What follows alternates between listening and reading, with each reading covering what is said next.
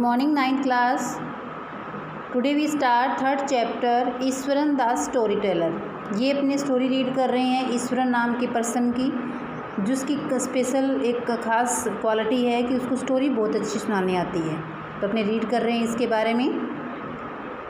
The story was narrated to the Ganesh by a young man. ये story जो है गणेश नाम के एक पर्सन के द्वारा यंग पर्सन के द्वारा लिखी गई है. Mahendra by the name. He was a junior supervisor.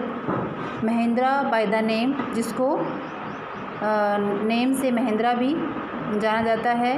He was a junior supervisor in the firm which offered on hire supervisor at the various type of the constructive sites, factories, bridge, dam and so on. वो जो महेंद्रा है वो एक junior supervisor है, जिसको किसी firm ने as a supervisor के इसको अपॉइंट कर रखा है. जो डिफरेंट टाइप के कंस्ट्रक्टिव वर्क है उनको चेक करने के लिए, उनको देखभाल करने के लिए, like this the factories, bridge and dam. Mahendra's job was to keep an eye on the activities at the work site. Mahindra का काम था कि जहाँ भी साइट पे वर्क चल रहा था उस पे नज़र रखना, एक्टिविटी पे नज़र रखना. He had to keep the moving from place to place every now and then as ordered by his head office. इस कारण से उसको एक जगह से दूसरी जगह पे जाना पड़ता था और काफ़ी प्लेसेस उसको चेंज करने पड़ते थे according to his head office. उसके हेड ऑफिस के जैसे ऑर्डर होता उसके according. From a coal mining area to the railway bridge constructed site. From a coal mining, और अब जो उसका प्रेजेंट का जो उसका वर्किंग प्लेस था वो एक कोयल माइन में था. कोयल माइन के एरिया था जहाँ पे रेलवे ब्रिज जो है वह कंस्ट्रक्टेड की जा रही थी. From there after few months to a chemical plant which was coming up somewhere. And from there after few month, कुछ मंथ पहले ही यहाँ से एक केमिकल प्लांट को which was coming up somewhere, जो कहीं से आ रहा था. He was a bachelor. His needs were the simple and he was able to adjust himself to all kind of the odd conditions, whether it was in the ill-equipped circuit house or the makeshift canvas tent in the middle of the stone quarry. वो एक कुंवारा person था, शादी नहीं हुई थी, इस कारण उसका रहने का तरीका बिल्कुल सिंपल था.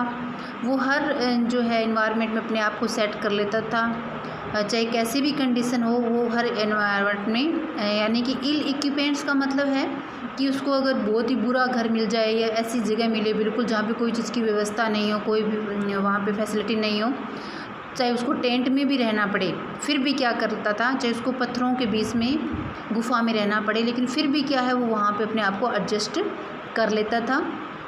But one asset he had was his cook. Ishwaran, उसके पास एक संपत्ति थी जिसके कारण वो हर जगह सेट होता था, उसका मन लग जाता था. वो थी उसके पास ईश्वरन नाम का कुक था उसका. The cook was quite attached to the Mahendra and followed him the uncomplainingly where he was posted. जो कुक था वो महेंद्रा से इतना जुड़ा हुआ था कि जब भी वो जहाँ जाता उसके साथ जाता था और कोई भी शिकायत नहीं करता था वो प्लेस के बारे में या फैसिलिटी के बारे में. ही कुकड फॉर ए महेंद्रा, वह महेंद्रा के लिए खाना बनाता था. Washed his cloth and the chatted away with his master at night. वह अपने मालिक के लिए, महेंद्रा के लिए खाना बनाता, उसके कपड़े धोता था और रात को सोने के समय वो उससे बातें करता था. He could weave out a endless story and the anecdotes on the various subject. अब जो ईश्वरन था ना, उसकी खास बात है कि उसको रात को सोते समय वो बहुत सारी कहानियाँ बुनता था जिनका कोई एंड नहीं था, और ऐसी कहानियाँ वो डिफरेंट सब्जेक्ट पे बनाता था और वो उसको महेंद्रा को सुनाता था. Ishwaran also had an amazing capacity to produce the vegetable cooking ingredients seeming out of the nowhere in the middle of the desolate landscape with the no shops visible for the miles around. Ishwaran also had a amazing capacity. Ishwaran में ऐसी amazing capacity थी to produce the vegetable, कि वो चाहे वो कोई भी area में रह रहे हो, चाहे सुनसान हो, लेकिन फिर भी वो खाने के लिए, कुकिंग के लिए वेजिटेबल अपने आप ही, इंग्रेडिएंट अपने आप वो क्या कर लेता था, मैनेज कर लेता था। In the middle of the desolate landscape with the no soul visible for the miles around.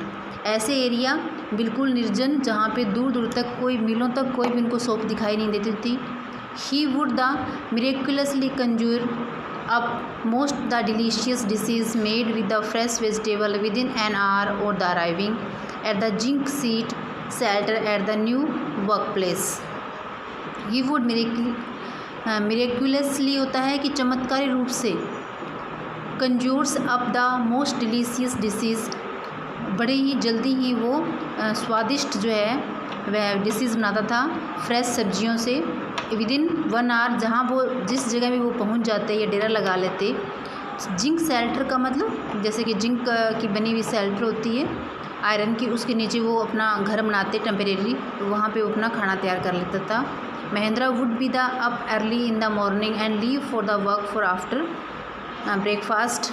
Mahindra था वो सुबह जल्दी उठता था और फिर वो दोपहर सुबह मॉर्निंग के ब्रेकफास्ट के बाद वो अपने वहाँ से जगह छोड़ जाता था और अपने काम पे चला जाता था। Carrying some prepared food with him, और साथ में ही वो सब कुछ तैयार खाना भी अपने साथ ले जाता था। Means while the Eswaran would tidy up the seats, wash and clothes, and have the leisurely bath, and pouring the several buckets water over his head. Meanwhile इसका मतलब है कि वो पूरे दिन उसके पास का वर्क होता था। टीडिंग अप द सीट्स, सफाई करता था।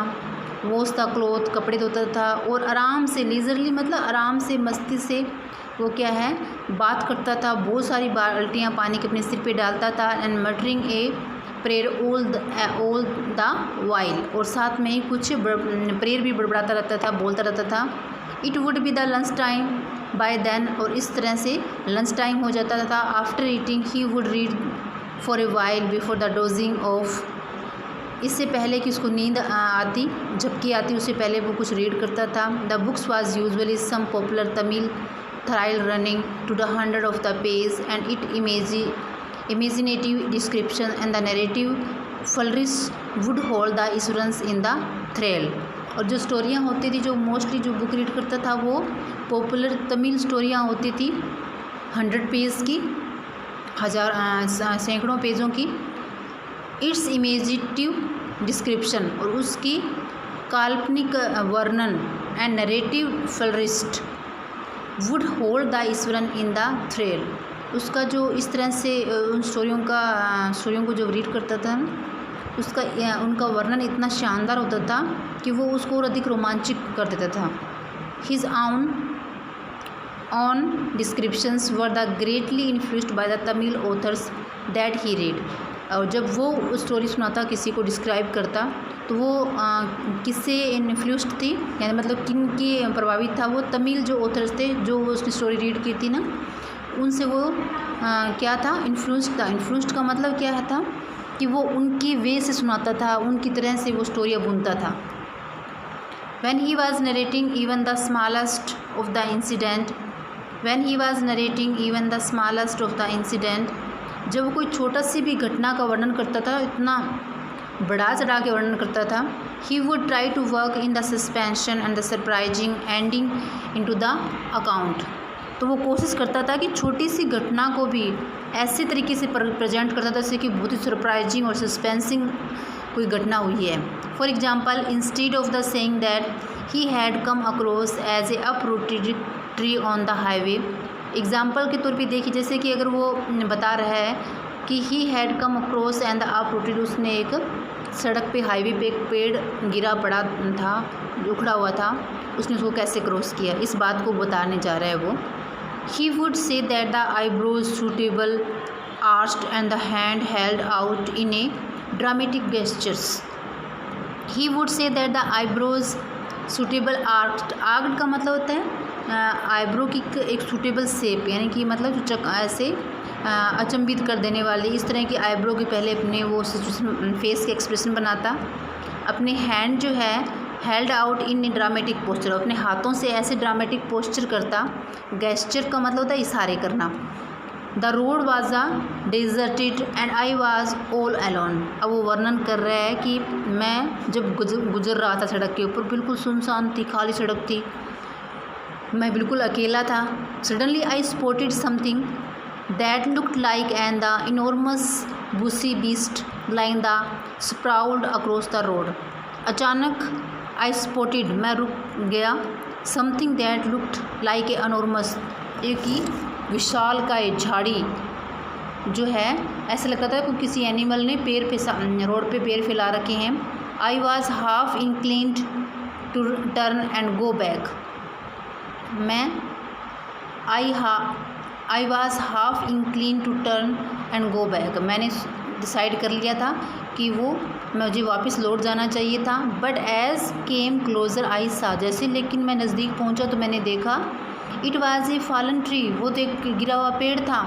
And with its dry branches spread out, उसकी सूखी हुई ब्रांचेज है वो फैली हुई थी। Mahendra would stretches himself back in his the canvas chair. Mahendra would stretches himself, Mahendra अपने आप को फैला लिया पीछे की तरफ चेयर पे। Listen to Iswaran's tell and uncritically, और आराम से वो ईश्वरन की स्टोरियाँ सुनता रहा बिना कोई आलोचना किए हुए। ओके स्टूडेंट्स, आज अपने इतना ही लेसन रीड करेंगे, आप इसके हार्ड वर्ड मीनिंग राइट करिए और लर्न करिए। Okay, thank you, have a nice day.